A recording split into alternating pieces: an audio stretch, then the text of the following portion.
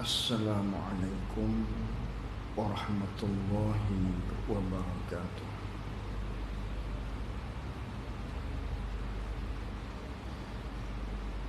Bismillahirrahmanirrahim. Alhamdulillahi rabbil alamin. Wassalatu wassalamu ala ashrafil anbiya'i wal mursalin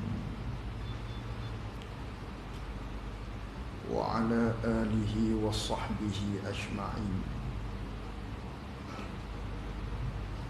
Allahumma faqihna fid din wa 'allimna ta'wilih. Allahumma faqihna fid din wa 'allimna ta'wilih. Bismillahirrahmanirrahim. Allahumma faqihna fid din wa 'allimna ta'wilih. Allahumma nawwir qulubana bi nur hidayatika kama nawwaltal arda bi nurika syamsika abadan abada. Bi rahmatika ya arhamar rahimin. Rabbi shrah li sadri wa yassir li amri wahlul 'uqdatam min lisani yafqahu qawli.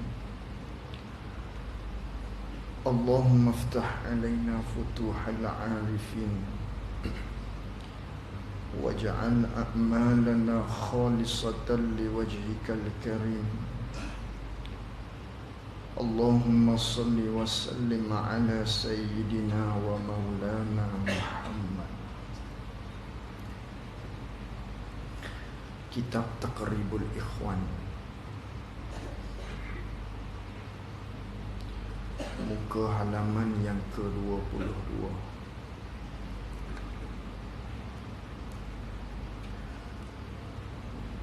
Qala al-muallif rahimahullahu ta'ala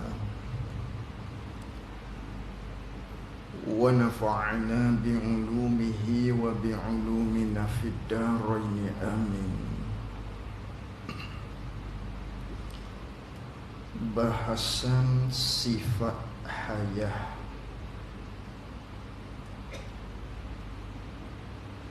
Dan setengah daripada sifat ma'ani itu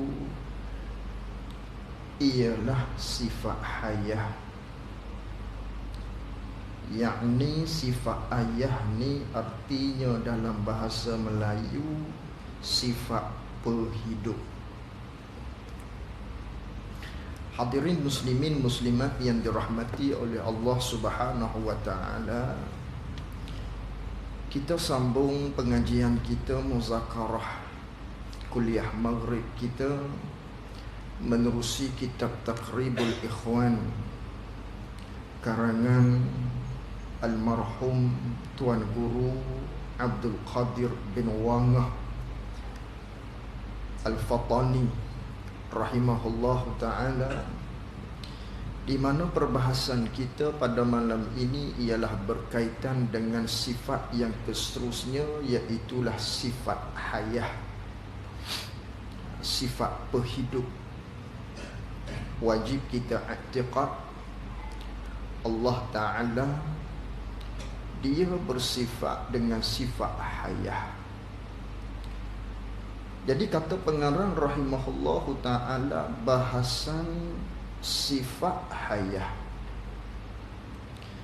dan setengah daripada sebahagian daripada sifat ma'ani itu, sebahagian daripada sifat yang bangsa ada. Sifat ma'ani ni sifat yang bangsa ada diri dia, tu nama sifat ma'ani. Sifat ni terbahagi pada dua. Satu namanya sifat subutiyah, dua namanya sifat ma'ani. Sifat subutiyah ni ialah satu sifat yang pensing diri dia tu tidak ada diri dia. Diri bagi sifat tu. Dia tidak ada, tapi ianya sungguh. Hanya kita faham pada fikiran sahaja sifat tersebut. Nama sifat subutiyah. Yang kedua, kategori bagi sifat ni, nama dia sifat ma'ani ataupun sifat maknan, sifat ma'ani. Yang mana sifat ma'ani ni diri bagi sifat tu dia ada. Tu panggil sifat ma'ani. Biar faham dulu kategori sifat tu. Kategori sifat dia terbahagi pada dua. Contoh hak makhluk. Contoh di makhluk, bahawa sifat ni terbahagi pada dua. Ada sifat yang kita hanya faham di akal, hanya mengerti di fikiran. Ada satu lagi jenis sifat dia tu ada. Contoh di makhluk, buah tembikai. Buah tembikai itu panggil apa? Panggil zat. Buah tembikai itu nama zat. Bila kata zat, apabila dinisbahkan kepada makhluk, jirim.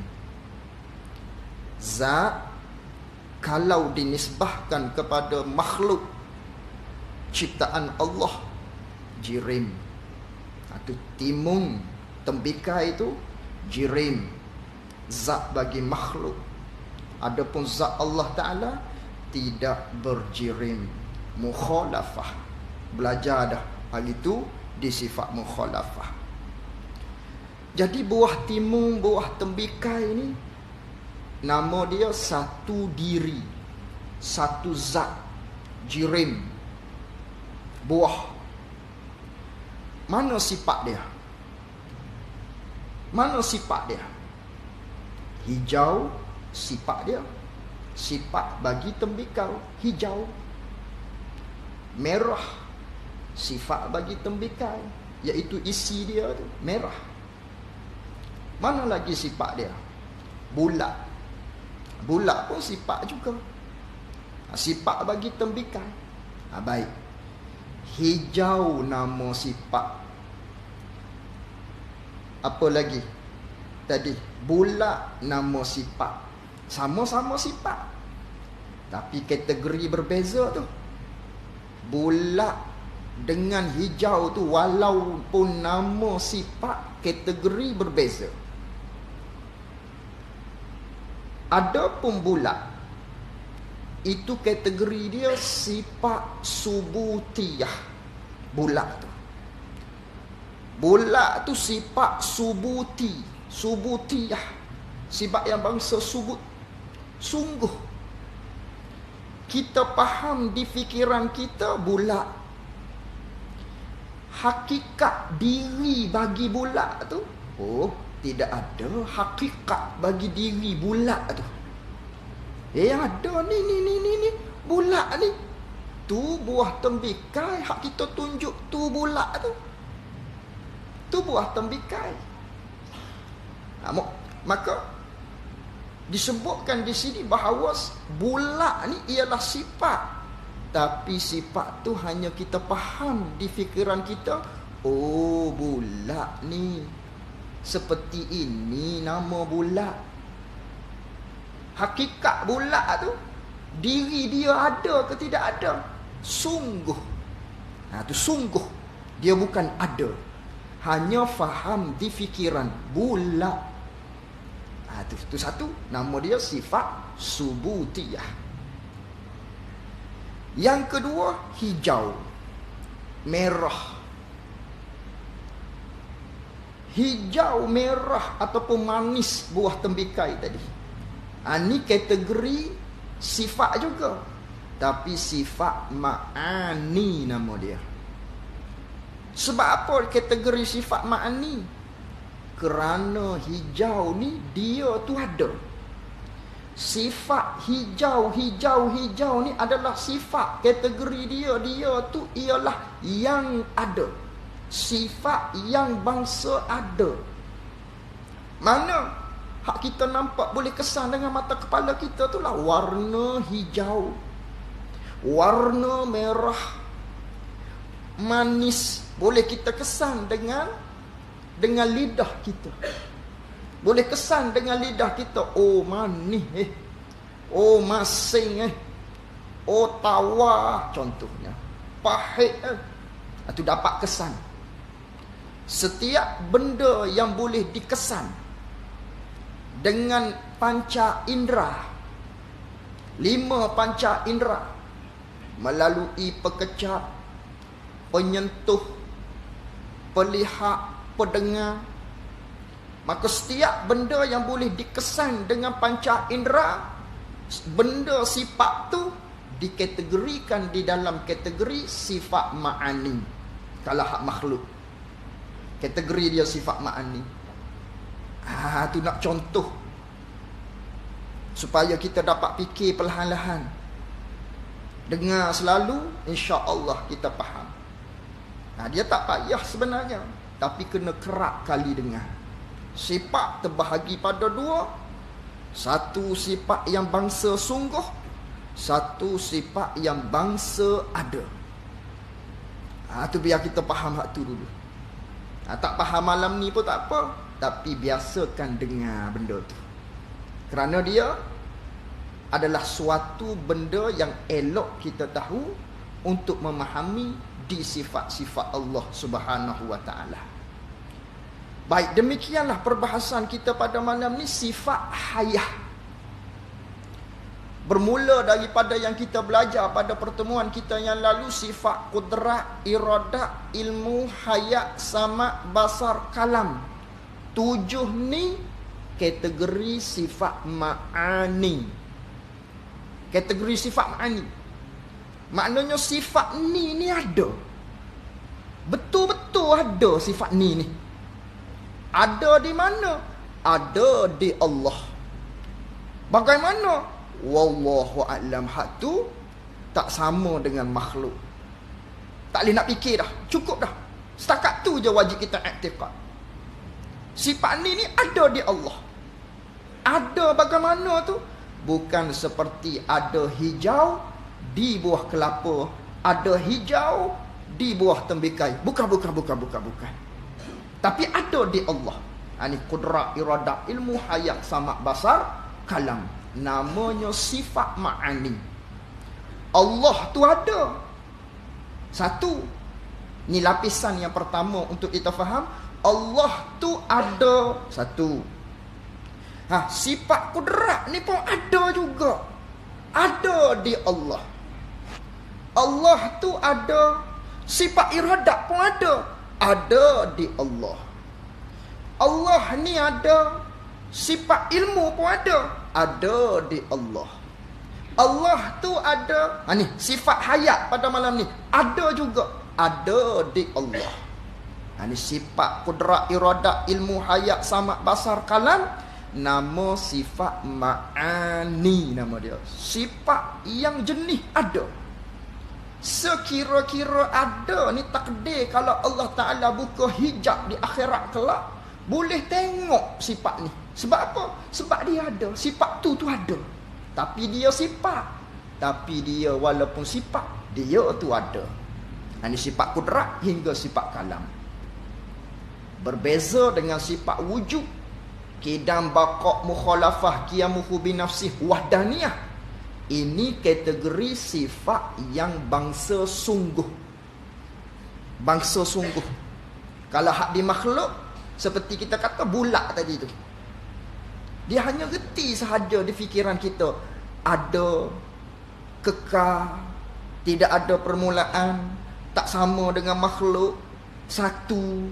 Benda ni sifat, tapi hanya reti di fikiran, hanya faham di fikiran. Hakikat sifat ada tu sendiri, tu hanya sungguh sahaja, dia tidak ada. Tu kategori sifat. Padan dulu. Tu nak suruh kita, maknanya boleh biasa-biasakan mendengar perkara ni.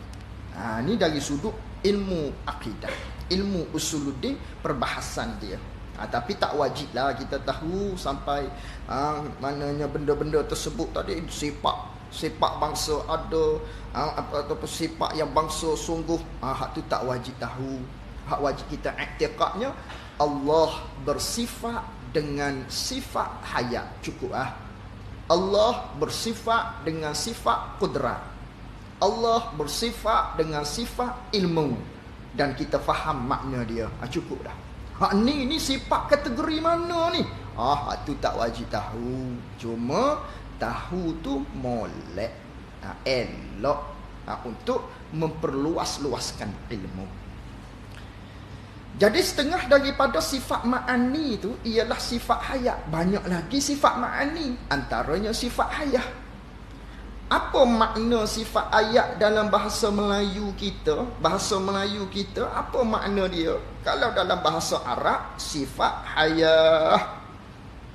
Dalam bahasa Melayu kita artikan, kita menterjemahkan saling kepada bahasa Melayu kita, nama sifat pehidup.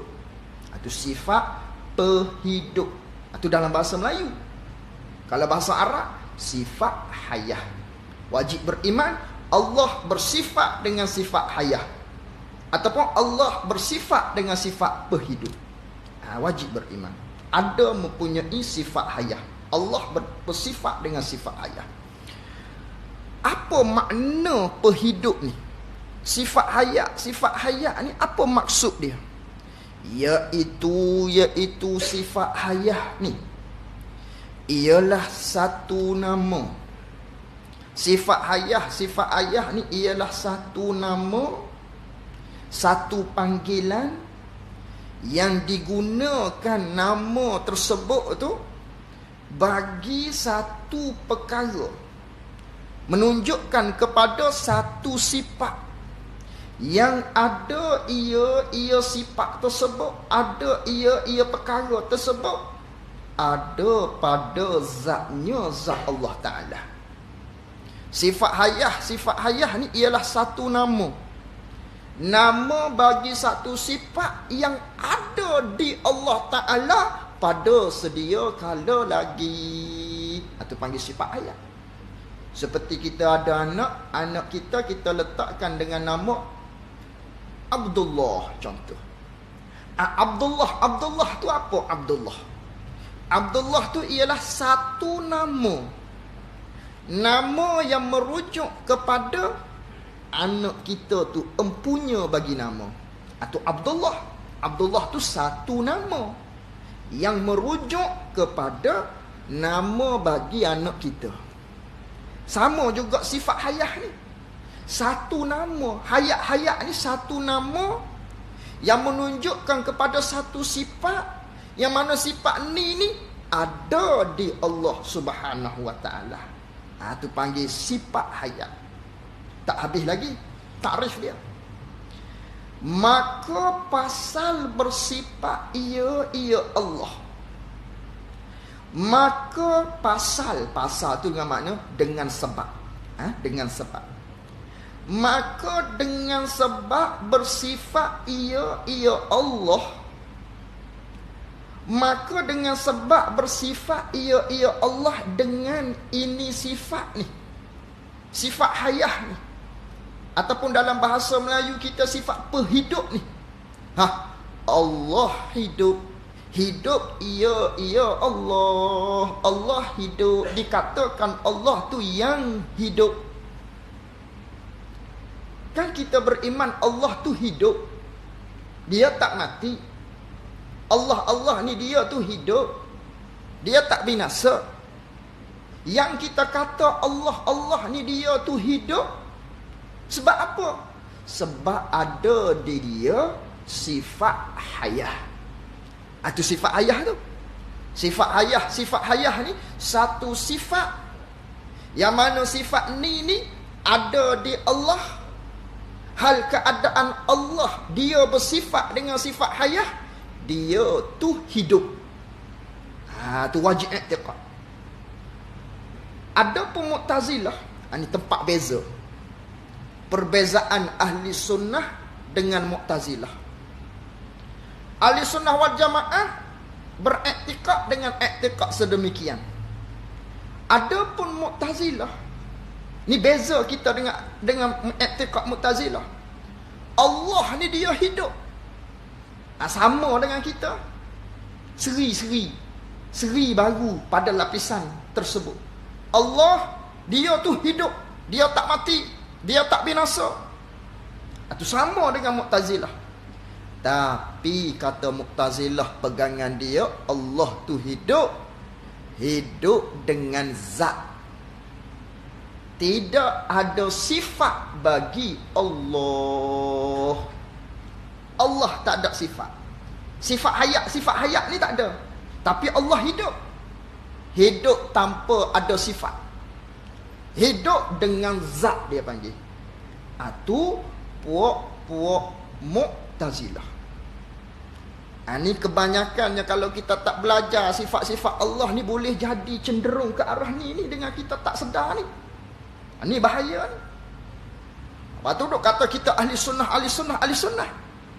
Tantang ke sebelah Mu'tazilah. Sebab rata-rata memang kita iktikad Allah tu hidup. Allah maha hidup. Tapi kalau kita tak iktikad satu lagi, Allah ada sifat hayah. Hanya kita iktikad Allah hidup. Mu'tazilah selalu. Saya Mu'tazilah pun tak kenal. Tu Mu'tazilah. Tak kenal pun tu Mu'tazilah. Tu iktikad. Sebab tu ilmu berkaitan dengan pegangan iktikad ni, dia penting. Orang tak boleh nak tegur ni. Melainkan dia cerita kepada orang, ni salah, ni pegangan begini, ni hakmu kata ni. Lain kalau dia beritahu. Pendek kata tak beritahulah. Ada pun bab solat, kalau silap orang boleh tegur, kerana nampak perbuatan tadi. Ada pun pegangan, siapa nampak? Tak nampak. Ini penting ilmu akidah. Takut-takutnya kaki kita tu di sebelah gelincir, menghala kepada firqah-firqah yang bukan daripada ahli sunnah wal jamaah. Itu wajib i'tiqad. Allah bersifat dengan sifat hayah. Hal keadaan Allah, dia tu bersifat dengan sifat hayah. Pada sedia kala lagi, dia tu hidup. Dia tu hidup. Itulah nama sifat hayah. Maka ini sifat. Maka bermula ini sifat hayah ni tidak bertakluk ia sifat hayah ni. Dia tak bertakluk, tidak bertugah. Sifat hayat ni dia tidak bertugah. Apa makna tidak bertugah? Maknanya dia tidak ada tuju kepada benda-benda yang lain dah. Setakat tu je. Allah bersifat dengan sifat hayah. Mana kalau Allah bersifat dengan sifat hayah, Allah hidup cukup. Tidak ada tugas dah. Tugas sifat hayat ni apa dia? Tak ada. Tak sama dengan sifat yang lain. Kecuali sifat hayah, tidak ada tugas. Takluk tu tugas. Adapun sifat kudrat, sifat ma'ani, sifat kudrat, sifat iradat, sifat ilmu, hak telah kita belajar 3 dah sebelum ni. Hari ni sifat hayat. Sifat hayat, lepas sifat hayat tak termasuk. Kudrat, iradat, ilmu, sama, basar, kalam. 6 lagi sifat ma'ani hak lagi akan datang ni. Ada 3 lagi hak lagi akan datang. 3 telah kita belajar sifat ma'ani. 6 sifat ni, kudrat, iradat, ilmu, sama, basar, kalam, ada tugas. Sifat hayat, sifat ma'ani juga tak ada tugas. 6 sifat ma'ani, kudrat, iradat, ilmu, sama, basar, kalam, ada tugas. Sifat hayat, sifat ma'ani juga tidak ada tugas. Sifat ma'ani dia ada tugas. Kecuali sifat hayat, tak ada tugas. Apa pula tugas-tugas ni? Ni nak cerita. Belajar dah hari tu ni. Cuma nak ulang. Banyak kali ulang, insya-Allah faham. Kudrat. Allah bersifat dengan sifat kudrat. Manakala Allah bersifat dengan sifat kudrat, hal keadaan Allah bersifat dengan sifat kudrat, Allah tu kuasa. Kuasa. Kuasa apa? Ada. Kuasa apa tu? Tu panggil tugas. Kuasa apa? Allah kuasa apa? Kuasa mengadakan makhluk-makhluk, mengadakan mungkin, meniadakan mungkin. Dia tak terhenti setakat Allah kuasa, dia tak terhenti setakat tu saja. Ada lagi lapisan seterusnya. Allah kuasa apa? Kuasa mengadakan mungkin, meniadakan mungkin. Mengada, meniada ni nama dia takluk, tugas bagi sifat kudrat. Satu, iradah pula. Allah bersifat dengan sifat iradah. Manakala Allah bersifat dengan sifat iradah, Allah manakala Allah bersifat dengan sifat iradah, Allah berkehendak. Itu lapisan seterusnya. Allah dia bersifat dengan iradah. Hal keadaan Allah bersifat dengan iradah, Allah dia ni berkehendak. Berkehendak apa? Ada lagi. Berkehendak menentukan apa. Itu tugas dia panggil. Ilmu kita belajar bulan lalu. Allah bersifat dengan ilmu. Hal keadaan Allah bersifat dengan sifat ilmu. Allah mengetahui. Mengetahui apa? Mengetahui semua perkara. Sama ada perkara yang wajib, mustahil, harus. Itu panggil tugas. Hal keadaan Allah dia bersifat dengan ilmu. Dia tahu apa? Itu ada tugas dia. Tahu sekalian perkara. Itu nama dia takluk. Hak nanti pula sifat samak basar kalam sama. Ada tugas. Tapi sifat hayah, Allah bersifat dengan sifat hayah. Maka manakala Allah bersifat dengan sifat hayah, keadaan Allah bersifat dengan sifat hayah, Allah tu hidup. Setakat tu je, tak ada dah. Tugas sifat hayah apa? Tak ada. Hanya setakat itu sahaja. Itu dikatakan sifat hayah tidak bertaalluk ia. Tak ada tugas bagi sifat hayah. Allah tu bersifat dengan hayah, Allah hidup. Habis, selesai setakat tu. Wajib i'tiqad. Wajib berpegang Allah tu hidup. Hal keadaan dia bersifat dengan sifat hayah. Hanya, yakni bahkan sifat hayah ni dia tidak bertakluk, dia tidak bertugas. Hanyalah sifat hayah ni bahkan dia tu seolah-olah mengesahkan, seolah-olah nak mengesahkan zatnya zat Allah Ta'ala bagi bahawa bersifat ia Allah dengan segala sifat ma'ani yang lain jua. Sifat ma'ani, sifat hayah ni dikatakan di sini seolah-olah nak mengesahkan. Yakni dengan maknanya seolah-olah menjadi syarat. Seolah-olah menjadi syarat untuk membolehkan sifat-sifat lain Allah bersifat dengan sifat tersebut. Itu sifat hayah. Sifat ayah ni ialah seolah-olah sebagai syarat. Seolah-olah sahaja sebagai syarat untuk kita kata Allah ni dia bersifat dengan kudrat, dia bersifat dengan iradah, dia bersifat dengan ilmu, bersifat dengan sifat-sifat yang lain. Mestilah dia tu hidup. Kalau Allah tu tak hidup, tak bersifat dengan sifat hayah, bagaimana sifat-sifat nak mempunyai sifat kudrat, sifat ilmu, sifat lain-lain semua ni? Kalau dia tu tak hidup, tentulah dia hidup. Itu dikatakan seolah-olah syarat. Seolah-olah je, bukan syarat sungguh, bukan syarat hakiki, seolah-olah. Kalau kita kata syarat hakiki, dia dalam kaedah syarat mesti terdahulu daripada masyru'. Itu jika hakiki. Contoh begini.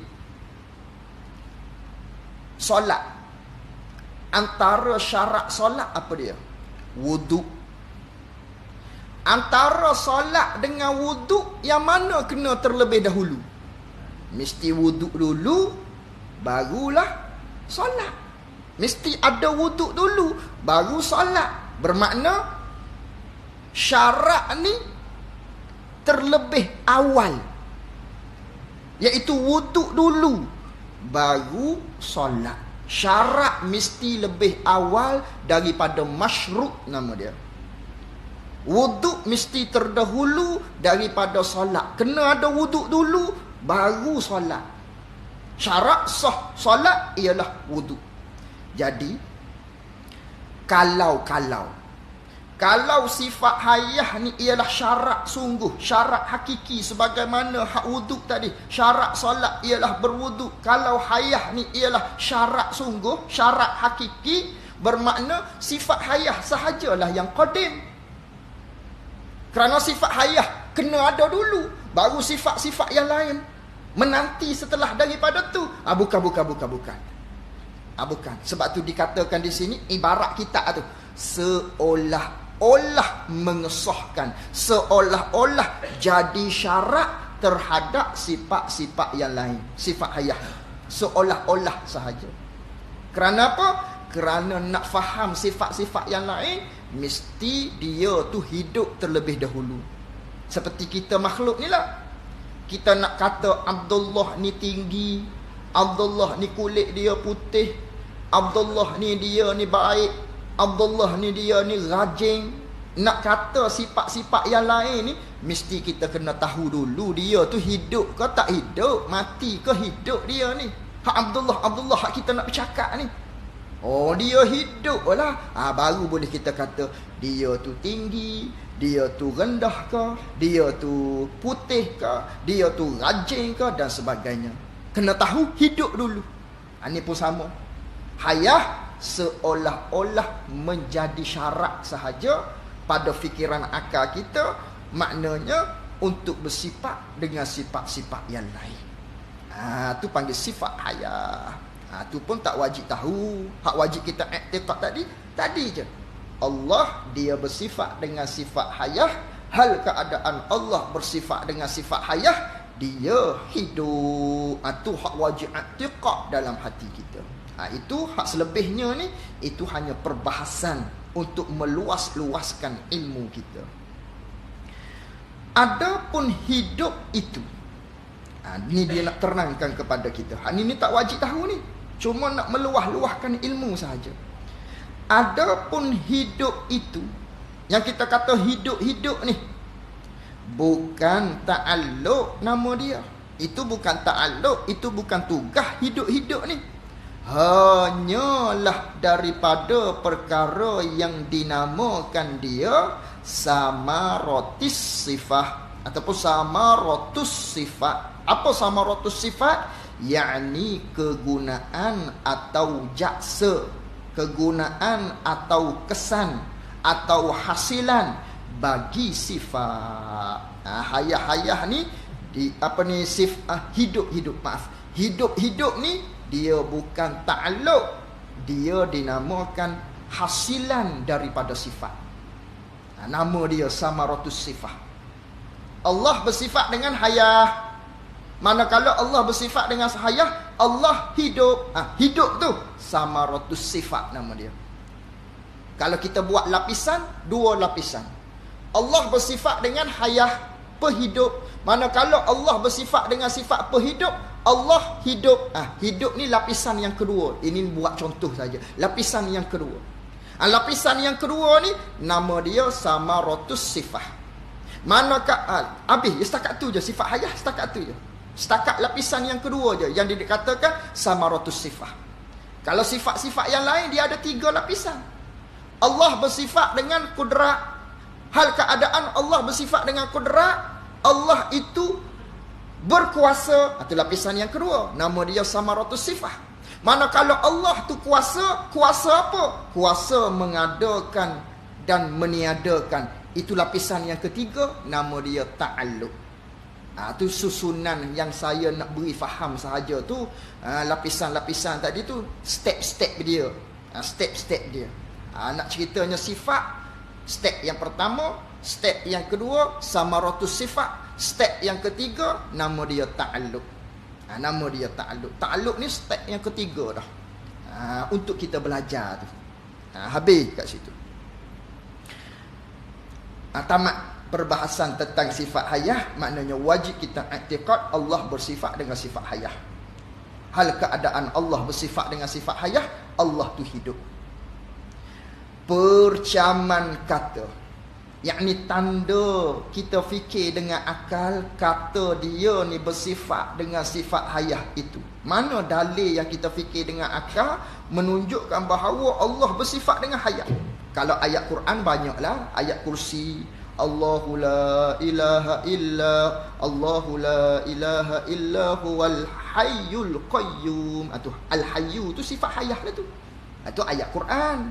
Wa tawakkal 'alal hayyi allazi la yamut. Allah bertawakallah kamu kepada Allah yang hidup, yang tidak mati.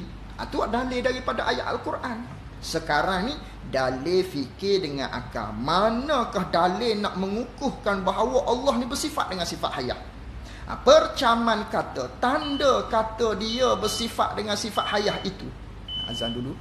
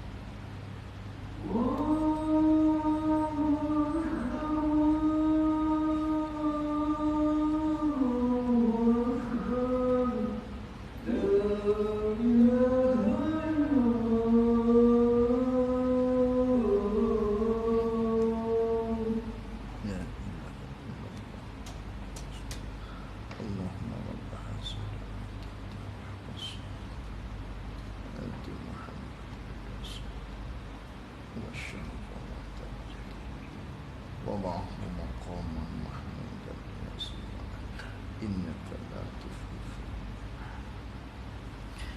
Qala al-muallif rahimahullahu ta'ala, percaman kata, yakni tanda kata, tanda kita fikir dengan akal, nak menunjukkan bahawa Allah ni bersifat dengan sifat hayah itu ialah kita fikir macam ni. Kalau tidak bersifat dengan dia dengan hayah, kalaulah Allah ni dia tak bersifat dengan sifat hayah, dengan sifat perhidup, tentulah mati. Kalau Allah tak bersifat dengan sifat hayah, tentu mati. Ni kalau nak bahas lagi dalam, jika Allah tak bersifat dengan sifat hayah, tentu bersifat Allah dengan sifat maut. Manakala Allah tidak bersifat dengan sifat maut, maka matilah ia Allah. Tu kalau kita nak lebih dalam. Ni dia potong-potong dah. Jadi kalau Allah tak bersifat dengan sifat hayah, tentu mati. Kerana hidup lawannya mati, begitu. Jadi kalau Allah tak bersifat dengan sifat hayah, maka mati. Kalau asalnya tak bersifat dengan sifat maut, manakala Allah tak bersifat dengan sifat maut, maka manakala Allah bersifat dengan sifat maut, maka mati. Lalu tu dia potong.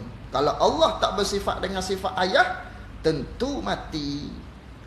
Maka tentulah manakala mati Allah Ta'ala ni, tentulah tak boleh ada di Allah Ta'ala tu sifat qudrat, sifat iradat, hingga akhir daripada sifat-sifat ma'ani yang lain padanya pada Allah. Kalau Allah tu ialah yang mati, maka macam mana nak bersifat dengan sifat qudrat, nak bersifat dengan sifat iradat, nak bersifat dengan sifat ilmu, sama, basar, kalam dan lain-lain daripadanya kalau mati. Kalau begitu, maka dah kalau Allah tak bersifat dengan sifat kudrat contohnya, maka tak boleh mengadakan apa-apa mungkin pun. Kalau Allah tu mati, bagaimana dia nak buat segala makhluk-makhluk ni? Maka bohong, yakni mustahil pada akal. Tak boleh nak terima Allah tu mati. Sebab apa? Sebab mungkin ni telah ada. Sebab makhluk ni kita telah tengok dah ada, makhluk ni sudah ada, telah dicipta. Bermakna Allah bersifat dengan kudrat, Allah bersifat dengan iradat, Allah bersifat dengan sifat hayah. Kalau mati, macam mana nak buat? Macam mana nak bersifat dengan kudrat? Dan tak boleh nak buat lah segala makhluk ni. Sekarang makhluk ni telah ada, menunjukkan Allah bersifat dengan kudrat, Allah bersifat dengan sifat-sifat yang lain, dan menunjukkan Allah tu dia tu hidup, dia tidak mati. Tu mudah sahaja dalil fikir dengan akal. Kalau begitu, kejaklah kata, kejaklah pegangan kita, tetaplah pegangan kita, teguhlah pegangan kita bahawa dia Allah ni bersifat dengan sifat hayah dan juga dia tu tak mati. Teguhlah iman kita bahawa Allah ni dia bersifat dengan sifat hayah, dia tidak mati. Dan bukanlah, ini suatu penjagaan, dan bukanlah hidupnya hidup Allah Ta'ala itu, dan bukanlah hidupnya hidup Allah Ta'ala itu dengan sebab ada roh. Ini jangan kita iktikad begini. Ini dia nak menjagakan kita, nak beri peringatan. Takut-takut kita faham Allah ni dia hidup dengan roh. Hak hidup dengan roh ni kita. Adapun Allah, dia tak hidup dengan roh, dia hidup dengan sifat perhidup ataupun dengan sifat hayah, bukan hidup dengan roh. Adapun kita manusia ni, hidup kita ni juga dengan sifat hayah juga. Hak action makhluk, Allah jadikan sifat hayah di kita. Tapi Allah jadikan di kita sifat hayah ni ada di roh. Begitu. Kita hidup dengan sifat perhidup. Sifat perhidup, sifat hayah ni ada di roh. Sifat hayat hak makhluk ni ada di roh, maka kita hidup. Adapun Allah hidup dengan sifat hayat. Bukan sifat hayat tu ada di roh, bukan. Tapi sifat hidup, sifat perhidup ni ataupun sifat hayat ni ada di Allah. Allah bukan hidup dengan roh. Itu dia nak jaga. Takut kita faham Allah hidup, Allah bersifat dengan sifat hayat. Takut kita faham Allah hidup dengan roh. Bukan. Allah dia hidup dengan sifat hayat. Hal keadaan Allah bersifat dengan sifat hayat. Adapun kita hidup, kita juga hal keadaan kita bersifat dengan sifat hayat. Tapi sifat hayat kita tu ada di roh kita masing-masing. Ada di roh kita masing-masing. Dalilnya roh ni, kalaulah kita kata kita ni bersifat dengan sifat hayat, maka kita hidup bukan dengan roh. Maka bagaimana nak dicabutkan roh, nak dicabutkan maknanya sifat perhidup tadi. Dia sifat tidak boleh bercerai tanggal. Yang boleh bercerai ni adalah jisim. Maka roh ni ialah suatu jisim, suatu zat. Maka di zat yang bernama roh ni lah yang kita tidak tahu hakikat dia, Allah letakkan di roh ni nama satu sifat, nama dia sifat hayat, ada di kita. Maka roh ni ada dalam kita, maka kita pun hidup. Manakala kita hidup, kita duk tunggu-tunggunya kematian. Maka bila kita mati kelak, apakah yang dicabut? Yang dicabutnya adalah roh. Yang mana roh tu terdapat di roh tu dia bersifat dengan sifat hayat. Maka apabila dicabutkan roh pun tercabut, maka kita mati, diganti dengan sifat maut. Diganti pula kepada kita ni sifat maut, maka kita mati. Nak ceritanya roh ni dia bukan sifat, dia tu adalah satu jisim. Satu jisim yang hakikatnya kita tak tahu bagaimana. Kerana itulah malaikat dia akan cabut roh tadi. Maka bercerailah roh kita daripada badan kita tadi, dengan bahawa dimasukkan pula kita tu sifat maut, maka kita mati. Maka sifat hayat kita ada di roh tadi. Aku tercabut dengan roh. Maka mati kita. Jadi Allah Ta'ala dia hidup, maka dia hidup bukan dengan ada roh. Jika yang qadim sekalipun, kalau kita kata roh Allah ni ialah qadim, tidak ada awal, tak boleh juga kita kata begitu. Tak boleh kata Allah ni hidup dengan roh, walau roh yang qadim sekalipun. Maka itu pegangan yang salah, yang menyesatkan kalau i'tikad begitu. Kerana apa? Kerana jika ada roh padanya, pada Allah, tentu jadilah zat Allah Ta'ala ni kamuttasi. Jadi berlapis-lapis lah Allah ni. Zat Allah, zat dia panggil zat Allah, zat roh. Jadi bertindang-tindang. Maka hak ni syirik pada sifat wahdaniyah, pada zat yang telah kita belajar pada pertemuan kita yang lalu, yang mana Allah dia tidak berjuzuk. Kalau kata Allah hidup dengan roh yang qadim, Allah itu berjuzuk-juzuk. Zat Allah satu, ada lagi zat yang lain, nama dia roh, berjuzuk-juzuk. Allah dia tidak berjuzuk. Itu maha suci Allah. Sebab itu tak boleh kata Allah hidup dengan roh, walau roh yang qadim sekalipun. Maka bohong, yakni maka mustahil pada akal Allah Ta'ala ni dia berjuzuk-juzuk. Kerana kita telah belajar seperti pada bicara wahdaniyah yang dahulu itu. Sebab kita dah belajar dah pada sifat wahdaniyah yang perbahasan yang terdahulu. Wallahu a'lam wa ilmuhu wa atam. Jazakumullahu khairan jazak. Assalamualaikum warahmatullahi wabarakatuh.